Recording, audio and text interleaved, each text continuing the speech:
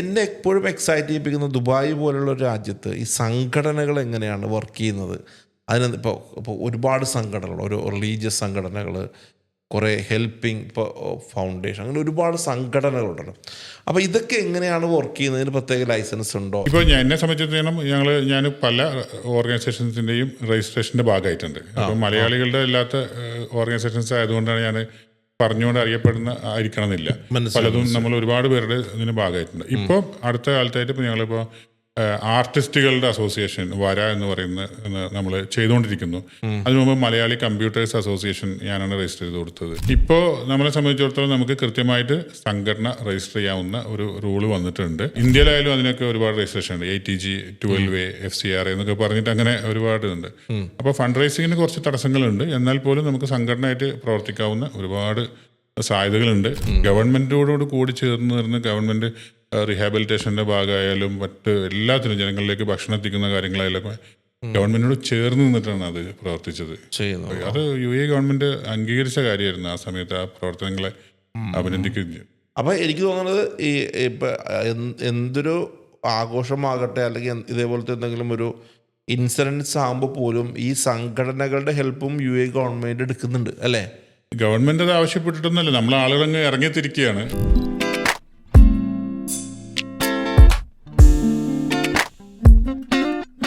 മറ്റൊരു പോഡ്കാസ്റ്റിംഗ് എപ്പിസോഡിലേക്ക് നമ്മുടെ എല്ലാ സുഹൃത്തുക്കൾക്കും സ്വാഗതം. നമ്മുടെ നാട്ടിൽ ഒരു ദുരിതം ഉണ്ടായിരിക്കട്ടെ. ഫസ്റ്റ് ഓഫ് ഓൾ, എങ്ങനെ എന്തെങ്കിലും ഒരു കേസ് ഉണ്ടാകുമ്പോൾ പോലും പ്രവാസികളായിട്ടുള്ള ആളുകളുടെ ഒരു കോൺട്രിബ്യൂഷൻ എന്ന് പറഞ്ഞാൽ നമുക്ക് ഒരിക്കലും മറക്കാൻ പറ്റാത്ത കാര്യം അല്ല. എന്തൊരു കാര്യമായിക്കോട്ടെ.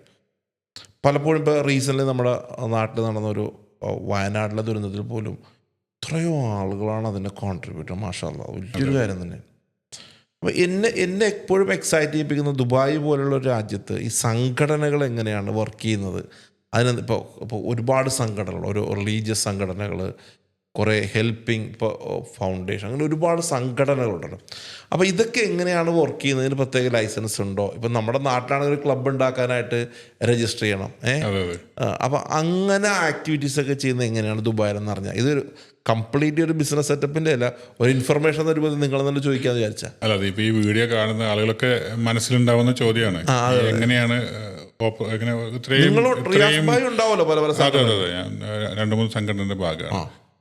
ഇതിൽ മനസ്സിലാക്കേണ്ട കാര്യം, ഈ UAE പ്രവർത്തിച്ചുകൊണ്ടിരിക്കുന്ന മറ്റ് രാജ്യങ്ങളുടെ അല്ല ഞാൻ പറയുന്നത്. ഞാൻ UAE ആയതുകൊണ്ട് എല്ലാ ഓർഗനൈസേഷൻസും രജിസ്റ്റേർഡ് അല്ല. ഇപ്പൊ നിങ്ങൾ കാണുന്ന ഒരുപാട് ഓർഗനൈസേഷൻസ് കാണാം. അപ്പം നാട്ടിൽ നോക്കിയാൽ പൊന്നാനി അസോസിയേഷൻ, മാറഞ്ചേരി അസോസിയേഷൻ, അല്ലെങ്കിൽ ഒരുമനി, ഒരുപാട് പേരുണ്ട്. അപ്പൊ ഇവരെല്ലാവരും രജിസ്റ്റേർഡ് ആണ് എന്നല്ല, അവിടെ രജിസ്റ്റർ പ്രവർത്തിക്കുന്നുണ്ട്, ഒരുപാട് കാര്യങ്ങൾ ചെയ്യുന്നുണ്ട്. എല്ലാം നേരത്തെ പറഞ്ഞ പോലെ ഒരുപാട് കാര്യങ്ങൾ കൈത്താങ്ങായി നിൽക്കുന്ന ഓർഗനൈസേഷനാണ്. അതായത് നാടിൻ്റെ ആയാലും മറ്റു ജനങ്ങൾക്കായാലും. ഇതിൽ രജിസ്റ്റേർഡ് ആയിട്ടുള്ള ഓർഗനൈസേഷൻസ് എടുത്തു കഴിഞ്ഞാൽ KMCC എന്ന് പറയുന്ന ഓർഗനൈസേഷൻ രജിസ്റ്റേർഡ് ആണ്. KMCC, അതേപോലെ MSS എന്ന് പറയുന്ന ഒരു ഓർഗനൈസേഷൻ, മലയാളികളുടെ രീതിയിൽ ഞാൻ പറയുകയാണെങ്കിൽ ഇതൊക്കെ രജിസ്റ്റേർഡ് ഓർഗനൈസേഷൻസ് ആണ്. ഇങ്ങനെയുള്ള ഓർഗനൈസേഷൻസ് ചെയ്യുന്നത്, അവർക്ക് രജിസ്റ്റർ ചെയ്തിട്ടുള്ളത് CDA എന്ന് പറയുന്ന community development authority. CDA community development authority. അതെ, അവിടെയാണ് രജിസ്റ്റർ ചെയ്യേണ്ടത് ഓർഗനൈസേഷൻ. അപ്പോൾ വിരലെണ്ണാവുന്ന സംഘടനകൾ ഞാൻ പറഞ്ഞു, എനിക്കറിയാത്തതും ഉണ്ടായിരിക്കാം, ബാക്കിയുള്ള എനിക്ക് അറിയാത്തത് അറിയില്ലല്ലോ. അപ്പോൾ ഇത്തരം ഇതിന്റെ കൃത്യമായിട്ടുള്ള ഓഡിറ്റ് എല്ലാ വർഷവും സബ്മിറ്റ് ചെയ്യണം. അതുപോലെ ഒരു ട്രേഡ് ലൈസൻസിന്റെ അകത്ത് ഇത് ചെയ്യുന്ന സമയത്ത് CDAയിൽ 7 പേരുണ്ടായിരിക്കണം. മെമ്പേഴ്സായിട്ട് ആരാണ് പ്രസിഡന്റ്, ആരാണ് ജനറൽ സെക്രട്ടറി, ഇത്തരം കാര്യങ്ങളൊക്കെ ഇൻഫർമേഷൻ കൊടുക്കണം. കൂടെ 7 പേരിൽ 2 പേര് UAE നാഷണൽസ് ആയിരിക്കണം. അതാണ് CDAയുടെ റൂള്. അതേസമയം ഞങ്ങളിപ്പോൾ മലയാളി ബിസിനസ്സുകാരുടെ association, IPA, international promoters association, ഞാൻ അതിന്റെ വൈസ് ചെയർമാനാണ്. അതൊരു ബിസിനസ് കൂട്ടായ്മയാണ്. അപ്പോൾ ചേംബർ ഓഫ് കൊമേഴ്സ് ആണ് രജിസ്റ്റർ ചെയ്യേണ്ടത്. മനസ്സിലായില്ല? അല്ലെങ്കിൽ നമ്മൾക്കത് ഞങ്ങൾ ഒരു ചാരിറ്റബിൾ ഓർഗനൈസേഷനോ അല്ലെങ്കിൽ പൈസ കളക്ട് ചെയ്യുന്ന അങ്ങനെ ഒരു ഓർഗനൈസേഷനല്ല. അതല്ലെങ്കിൽ ഒരു സോഷ്യൽ ക്ലബ് എന്നൊക്കെ നിങ്ങൾ പറഞ്ഞ പോലത്തെ അതിന് മറ്റ് രീതിയിൽ നമുക്ക് രജിസ്റ്റർ ചെയ്യാൻ പറ്റും. ഇപ്പോൾ എന്നെ സംബന്ധിച്ചിടത്തോളം ഞാൻ പല ഓർഗനൈസേഷൻസിൻ്റെയും രജിസ്ട്രേഷൻ്റെ ഭാഗമായിട്ടുണ്ട്. അപ്പോൾ മലയാളികളുടെ അല്ലാത്ത ഓർഗനൈസേഷൻസ് ആയതുകൊണ്ടാണ് ഞാൻ പറഞ്ഞുകൊണ്ട് അറിയപ്പെടുന്ന ആയിരിക്കണമെന്നില്ല. പലതും നമ്മൾ ഒരുപാട് പേരുടെ ഇതിന് ഭാഗമായിട്ടുണ്ട്. ഇപ്പോൾ അടുത്ത കാലത്തായിട്ട് ഇപ്പോൾ ഞങ്ങളിപ്പോൾ ആർട്ടിസ്റ്റുകളുടെ അസോസിയേഷൻ വര എന്ന് പറയുന്ന നമ്മൾ ചെയ്തുകൊണ്ടിരിക്കുന്നു. അതിനു മുമ്പ് മലയാളി കമ്പ്യൂട്ടേഴ്സ് അസോസിയേഷൻ ഞാനാണ് രജിസ്റ്റർ ചെയ്ത് കൊടുത്തത്. അതൊക്കെ പലതും പല രീതിയിലുള്ള രജിസ്ട്രേഷൻസ് ആണ്. മനസ്സിലായില്ല. ഇപ്പോൾ നമ്മളെ സംബന്ധിച്ചിടത്തോളം നമുക്ക് കൃത്യമായിട്ട് സംഘടന രജിസ്റ്റർ ചെയ്യാവുന്ന ഒരു റൂള് വന്നിട്ടുണ്ട്. ഇന്ത്യയിലായാലും അതിനൊക്കെ ഒരുപാട് രജിസ്ട്രേഷൻ ഉണ്ട്. ATG, 12A, FCRA എന്നൊക്കെ പറഞ്ഞിട്ട് അങ്ങനെ ഒരുപാട് ഉണ്ട്. അപ്പോൾ ഫണ്ട് റൈസിങ്ങിന് കുറച്ച് തടസ്സങ്ങളുണ്ട്. എന്നാൽ പോലും നമുക്ക് സംഘടനയായിട്ട് പ്രവർത്തിക്കാവുന്ന ഒരുപാട് സാധ്യതകളുണ്ട്. അവർക്ക് അറിയുകയും ചെയ്യാം. നമ്മുടെ ഈ മലയാളികളുടെ ഒക്കെ ഒരു കൂട്ടായ്മയും അതിനെക്കുറിച്ചുള്ള അവർ നല്ല കൃത്യമായൊരു ധാരണ CDL ഉണ്ട്. ഞാൻ പലപ്പോഴും CDA ഡിപ്പാർട്ട്മെന്റിൽ പോയാൽ അവർ മലയാളം ന്യൂസ് പേപ്പർ വെച്ചിട്ട് തന്നെ നമുക്ക് ഓർഗനൈസേഷൻസിനൊക്കെ അവർ വാച്ച് ചെയ്യുന്നതൊക്കെ കാണാം. അത് കൃത്യമായിട്ട് കാണാം. സപ്പോർട്ടാണ് അവർ ചെയ്യുന്നത്. ഇതിൻ്റെ അകത്ത് ഇപ്പൊ സംഘടന എന്ന് പറയുമ്പോൾ അതിൽ ഒരുപാട് സംഘടന, രാഷ്ട്രീയ സംഘടനകൾ പറ്റും. ഇപ്പോൾ ഫോർ എക്സാമ്പിൾ ഷെയ്ഖ് സായിദ് റോഡിലെ അസോസിയേഷൻ, അങ്ങനെയൊക്കെ നമുക്ക് എന്തെങ്കിലും പൊളിറ്റിക്കൽ സംഘടന, ഞാൻ സിമ്പിൾ അങ്ങനെയല്ല. ഇപ്പൊ ചോദിച്ച ചോദ്യത്തിനോട് കണക്ട് ചെയ്തിട്ട് രസകരമായിട്ട് പറയാം. ഇവിടെ അൽക്കൈൽ ഹൈറ്റ്സ് എന്ന് പറയുന്ന കുറെ ഒരു ഫ്ലാറ്റ് ഒക്കെയുള്ള കമ്മ്യൂണിറ്റി, സാധാരണ ഇന്ത്യയിൽ ഇങ്ങനെ ഈ ഫ്ലാറ്റ് അസോസിയേഷൻ എന്നൊക്കെ പറഞ്ഞിട്ട് കാണാം. UAE അത് കുറവാണ്. സത്യം പറഞ്ഞാൽ ഞാൻ അങ്ങനെ കാണാറില്ല. ഈ ഫ്ലാറ്റുകളൊക്കെ കൂടിയിട്ട് എല്ലാവരും അങ്ങനെ കാണില്ല. പക്ഷെ അത് നമ്മുടെ മലയാളിയായിട്ടുള്ള ഒരു വ്യക്തി അതിന് മെനക്കെടുകയും അദ്ദേഹം അത് രജിസ്റ്റർ ചെയ്യുകയും ചെയ്തു CDL. ഞാനല്ല അത് ചെയ്തത്, ഞാൻ പറയാം. അത് അൽക്കൈൽ ഹൈറ്റ്സ് എന്ന് പറയുന്ന ആളുകൾ താമസിക്കുന്ന കമ്മ്യൂണിറ്റിയെ അദ്ദേഹം കൊണ്ടുപോയി അത് രജിസ്റ്റർ ചെയ്ത് ഒരു കമ്മ്യൂണിറ്റിയാക്കി മാറ്റി. ആണല്ലേ? അതെ. അപ്പം അതുപോലെ ഉള്ള അസോസിയേഷൻസ് ഉണ്ട്, ഇപ്പോൾ വന്നുകൊണ്ടിരിക്കുന്നുണ്ട്. പ്രത്യേകിച്ച് ഇപ്പം നമുക്ക് 100% ഈ പ്രോപ്പർട്ടിയിൽ ഇൻവെസ്റ്റ് ചെയ്യുന്നതുകൊണ്ടും പല കമ്മ്യൂണിറ്റീസും അങ്ങനെ വരുന്നതുകൊണ്ടൊക്കെ ഇനിയും ഭാവിയിൽ അങ്ങനെ വന്നേക്കാം. അല്ല, ഞാൻ ചോദിക്കുന്നത് രാഷ്ട്രീയ സംഘടനകൾ രജിസ്റ്റർ ചെയ്യാൻ പറ്റുമോ? ഇല്ല, രാഷ്ട്രീയ പൊളിറ്റിക്കൽ അത് അങ്ങനെ ഫോർ എക്സാമ്പിൾ ഞാനത് ഇടതുപക്ഷ അനുഭാവിയാണെങ്കിൽ സ്വാഭാവികമായിട്ടും എനിക്ക് രാഷ്ട്രീയത്തോട് താല്പര്യമുള്ളത് കൊണ്ട് ദുബായിൽ വന്നു വരുമ്പോൾ ഞാൻ സ്വാഭാവികമായിട്ടും അങ്ങനത്തെ ഒരു കണക്ഷൻസ് എനിക്ക് ഉണ്ടാകാമല്ലോ. എൻ്റെ അറിവിൽ രാഷ്ട്രീയ പാർട്ടികൾ രജിസ്റ്റർ ചെയ്തിട്ടുള്ള ഇല്ല. രാഷ്ട്രീയ പാർട്ടിയായിട്ട് രജിസ്ട്രേഷൻ അങ്ങനെ ഇല്ല. പക്ഷേ ക്യാംസിസ് എന്ന് പറയുന്നത് മുസ്ലിം ലീഗിന്റെ ഒരു പോഷക സംഘടനയാണ്. പക്ഷെ അത് അവരുടെ പ്രവർത്തനവും അത് വേറെ തലത്തിൽ തന്നെ പോകുന്നതാണ്. അപ്പോൾ ഇതിനൊക്കെ എല്ലാം നമ്മുടെ UAE ഗവൺമെന്റ് മോണിറ്റർ ചെയ്യും അല്ലേ? അതെ. അതിന് ഓഡിറ്റിംഗ് ഒക്കെ ഉണ്ടോ?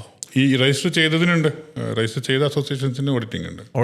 അതെ. ഇപ്പോൾ ഫോർ എക്സാമ്പിൾ ഇപ്പോൾ ഞാനൊരു എക്സാമ്പിൾ, ഇപ്പം നമ്മുടെ നാട്ടിലെ പ്രളയം, ഇപ്പോൾ ഈ ഉരുൾപൊട്ടലുണ്ടായപ്പോൾ അതിനു വേണ്ടി അവിടുത്തെ സംഘടനകൾ ഒരു ഫണ്ട് കളക്ഷൻസ് അങ്ങനെ സാധനങ്ങളൊക്കെ, പൊതുവെ അവിടെയുള്ള സംഘടനകളൊക്കെ ഫണ്ട് കളക്ട് ചെയ്യുന്നത് കേരളത്തിലാണ്.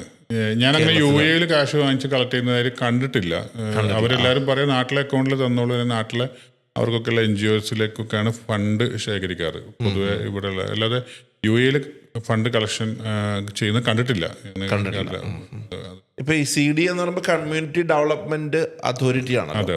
അപ്പോൾ പൂർണ്ണമായിട്ടും ഈ ഇതുപോലെ രജിസ്റ്റർ ചെയ്ത് ഒരുപാട് റിയാസ് അറിയാത്ത ഒരുപാട് സംഘടനകൾ ഉണ്ടാവും. അല്ല, ഇപ്പൊ ഞാൻ നേരത്തെ പറഞ്ഞ പോലെ ഇത് ഈ പറഞ്ഞ CDA ബിസിനസ് അസോസിയേഷൻസ് രജിസ്റ്റർ ചെയ്യാനല്ല. ഇപ്പൊ ഗോൾഡ് ആൻഡ് ഡയമണ്ട് ഒക്കെ മായി ബന്ധപ്പെട്ടിട്ട് വലിയൊരു അസോസിയേഷൻ ഉണ്ട് അവിടെ. അവരാണ് UAE ഓരോ ദിവസത്തെയും പിന്നെ സ്വർണത്തിന്റെ വില നിശ്ചയിക്കുന്നത്.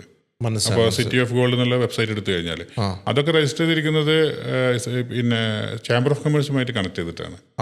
അപ്പോൾ ബിസിനസ് കണക്ട് ചെയ്തിട്ടുള്ള അസോസിയേഷൻസ് വേറെ, അതുപോലെ നിങ്ങൾ മറ്റ് സോഷ്യൽ വർക്കുകൾ വേറെ, അതൊക്കെ പലതും പല രീതിയിലാണ് രജിസ്റ്റർ ചെയ്യേണ്ടത്. പക്ഷെ നമുക്ക് പറയാനുള്ളത്, എൻ്റെ അടുത്ത് ഒരു സംഘടന രജിസ്റ്റർ ചെയ്യാൻ വരികയാണെങ്കിൽ തീർച്ചയായിട്ടും എനിക്ക് ഇപ്പോഴത്തെ ഒരു അവസ്ഥയിൽ ഇപ്പോൾ എനിക്ക് ഒരു ഓപ്ഷൻസ് ഉണ്ട്, നമുക്ക് ചെയ്തു കൊടുക്കാനായിട്ട് സാധിക്കും. പിന്നെ ഓരോരുത്തരുടെ കേസുകൾ വേറെ ആയതുകൊണ്ട് ഇരുന്ന് സംസാരിച്ചിട്ട് മാത്രം അത് നമുക്ക് ചെയ്തു കൊടുക്കാൻ ചെയ്യാൻ പറ്റും. ഇതിൻ്റെ അകത്തെ ഇപ്പോൾ ഫോർ എക്സാമ്പിൾ ഇപ്പോൾ എനിക്കിതിനെക്കുറിച്ച് ചോദിക്കുമ്പോൾ വീണ്ടും എൻ്റെ ക്വസ്റ്റ്യൻസ് വരികയാണ്. അതായത് ഉദാഹരണം, ഇപ്പോൾ UAE സംബന്ധിച്ചിടത്തോളം ഈ സംഘടനകളെ ഇപ്പോൾ KMCC ആയിക്കോട്ടെ, വാട്ടവർ എന്ത് സംഘടന ആയിക്കോട്ടെ, ഈ സംഘടനകളെ UAE എങ്ങനെയാണ് ഉപയോഗിക്കപ്പെടുന്നത്? ഈ നമ്മുടെ സംഘടനകളെ UAE ഉപയോഗിക്കപ്പെടുന്നു. അതായത് ഞാൻ വളരെ ഇതായിട്ട് പറയുകയാണെങ്കിൽ കോവിഡ് സിറ്റുവേഷൻ വന്നു.